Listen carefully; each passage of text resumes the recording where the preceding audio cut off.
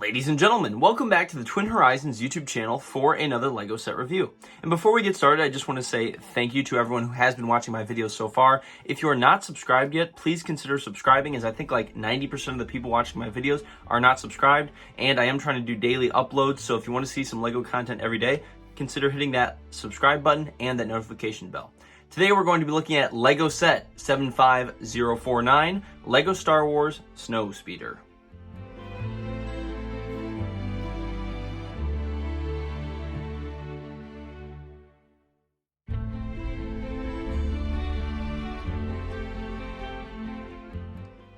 This LEGO set was released on August 2nd, 2014 and retired on December 5th, 2015. The set was originally rated for ages 7 to 12 and came with 279 pieces. The set originally retailed for $30. Sealed versions are now going for around $109, while open used versions are going for around $54.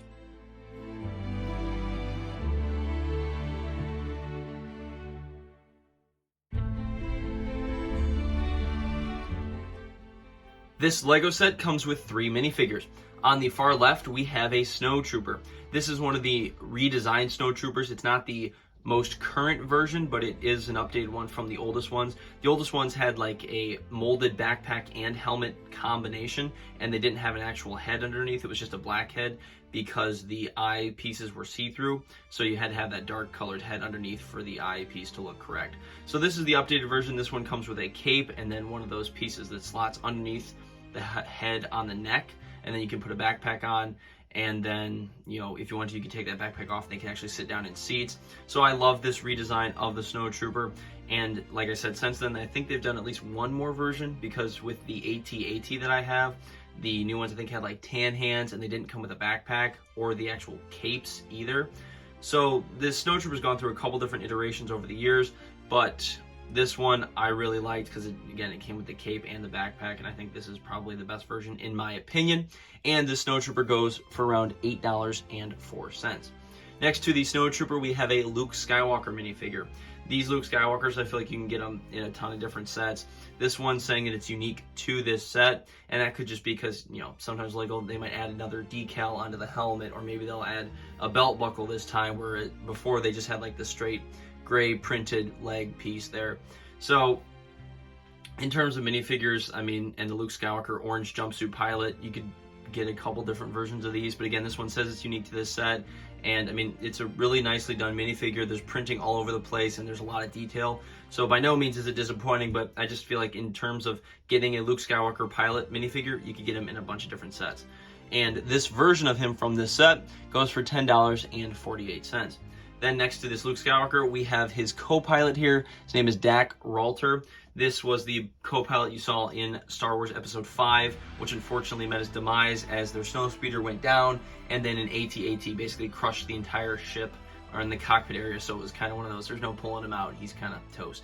And he comes with the basic blue and then, or the white helmet with the blue Rebellion crest on it, so it's very basic, kind of more of like a, he's one of those generic pilots, and he comes with the same highly detailed torso and leg printed orange jumpsuit as well, and he comes with a pistol, and he's just a great minifigure, and he's also unique to this set, and he is worth around $7.80. And of course, these minifigure prices are all relative to the time of this video, because I have noticed in the last couple months as I've been making these videos, I had an Excel sheet with all the prices for the set, so I could, you know, track how much, you know, each set adds to my collection. That's how I'm doing the running total, and I've noticed some have actually changed. I've had to go back and update it. So again, I try to give these prices at the time of this video. This is how much they're worth, but these could change over time, so hopefully it'll stay up to date as long as possible so people can get as much use out of these videos as possible when they're looking for LEGO sets and trying to grow their collections.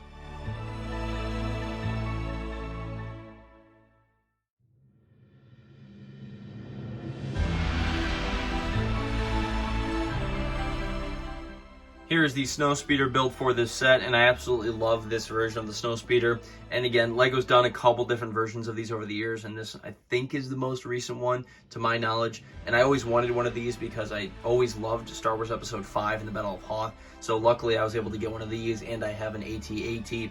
So being able to kind of recreate that battle there is really fun. So that's why I really love this set. And of course, it's got some great features. It's got some spring-loaded missiles underneath each of the wings. And here in a second, I'll put my hands on the shot, and you guys can actually, see a little bit of this better. But it's got spring-loaded missiles underneath. It's got some flaps on the wings that were kind of used, I think, in the movie as they were to protect the shield generator, or as the communicator. Because you saw when they were making a little radio communication, you saw those kind of flap up. So those are on there. That's a nice little detail covering the sticker pieces. And then the center cockpit can hold both Luke and Dak, and the back actually has a cannon. It's basically one of those stud shooter guns with a little plate that holds the harpoon, and then there's one of those, I guess you'd call fire hose attachments on the back, so you can actually shoot out the grapple and actually have it unravel. So if you wanted to reenact it going around one of the AT-ATs, you could. And then you also have one of the E-Web cannons there on the left, and it's not a bad design as far as the little cannons go. And it was a nice little addition for this set, because it's always one of the things with LEGO is they make a set and they might make a massive clone trooper tank, but then they give you one battle droid, and it's well, how are they really going to fight it? So anyway, I think that was nice that they gave the snow trooper a little cannon so he can at least fight back against the Snowspeeder here. Overall, it's a great build. We'll get it on the turntable here, and then I'll go back and show you guys a little bit of it with the minifigures and some of the little features in a little bit more detail.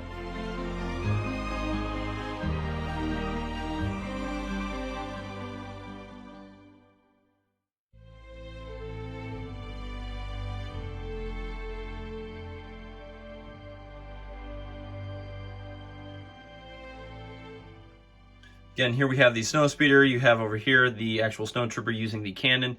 And then we've got the cockpit opens up here, and you can actually fit both Luke Skywalker and Dak here into the Snowspeeder. And they fit quite nicely here underneath that canopy. And the nice thing about that canopy is you can have it open all the way as it is right now, and then it will close on them just like that. And if you don't have them situated just right down in there, it might not stick all the way, but sticks down just like that. And then if you turn it just like so, you'll see it can hinge right there and then open back as well. So if you want to, you can just kind of have Luke being exposed there, or you can flip it down, have the whole thing come up just like that. Then on the wings here, you'll see kind of like I described there, those little flaps for, I guess if maybe if they're making radio transmissions, if that pops up. I just noticed that from the movie. And then you have that grappling hook in the back I was talking about. So this is just one of those spring-loaded, or the stud shooters, and then that piece can undo the harpoon like so, and then you can reel that back up. And then on the underside here, you have some of the spring-loaded missiles that can fire. And then I actually, when I play with this set, or if you're using it, I like to take these like the landing gear off, because I feel like that just makes it look a lot slimmer. And of course the missile just fired there. So that is the very messy, hands-on, kind of showing you guys a little bit more about the set with the minifigures actually in there, and kind of what it looks like with all of those guys in, and just a few of the features of the set. Taking a look at the box for this set, in the upper right hand corner you have the Darth Vader graphic box art. This would have been, of course, around the year when this set came out, 2014, 2015, I think maybe 2016. So I think this was when LEGO did a bunch of sets kind of going back through the original 6 movies, and they just either updated some sets a little bit or just maybe redid. I think they basically just redid a bunch of sets. So the Snowspeeder was one of them. There was a massive Vulture droid they did at one point. I think they did an Anakin's Jedi Starfighter from Episode 3, and there was obviously a bunch more, but I don't remember off the top of my head. But anyway, that's where that graphic and box art came from. So it was kind of an Episode 3-esque Darth Vader kind of look there, and that had kind of the blue and red, kind of a Mustafar vibe behind Vader there. And then it had the LEGO and the Star Wars logos, and the Star Wars logo had that orange and red kind of hue, matching Vader's kind of Mustafar vibe there.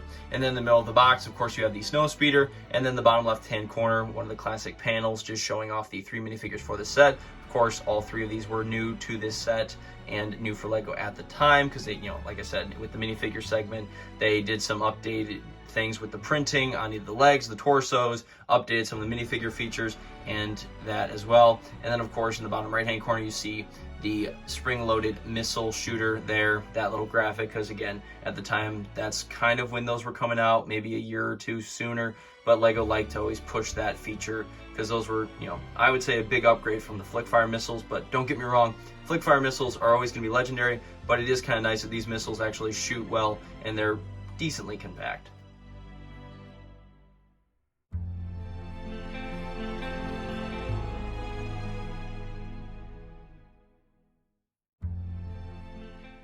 Here on the back of the box, in the upper right-hand corner, you have a shot of the Snowtrooper firing the E-Web at the actual Snowspeeder as it flies away. And then the left-hand corner, you'll see the LEGO and the Star Wars logos, along with the set code there as well in that top section. In the bottom left, that mega box, you'll just see a bunch of different, you know, smaller boxes showcasing features of the Snowspeeder, as I kind of pointed out in that shot where I was actually using my hands to kind of go through and rotate the set around, put the minifigures in, and all that. So in the upper left-hand corner, you'll see the actual grapple, and that it can be fired and then reeled back in. In the middle section there, of course, the grapple actually being fired, and then the right-hand side box shows the canopy being able to open, and of course the minifigures inside there. And then the bottom right, you'll just see the showcasing of the spring-fired missiles shooting out from underneath the wing. And then, of course, that middle section there just shows off the minifigures and the actual set itself. So again, they can, you know, display all those features there.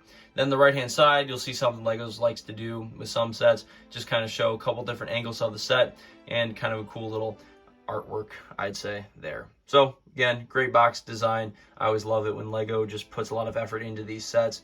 And it's kind of crazy now looking at some of the newer sets, how much like doesn't go into it, or even looking at like something that isn't a Star Wars set, like how basic the boxes are. I guess it just really makes me appreciate how much detail goes into the Star Wars set line. Ladies and gentlemen, thank you so much again for watching another LEGO set review on the Twin Horizons YouTube channel. This brings the total value of my LEGO set collection thus far up to $2,610. Thank you so much again for watching. Take care, and I'll see you in the next one.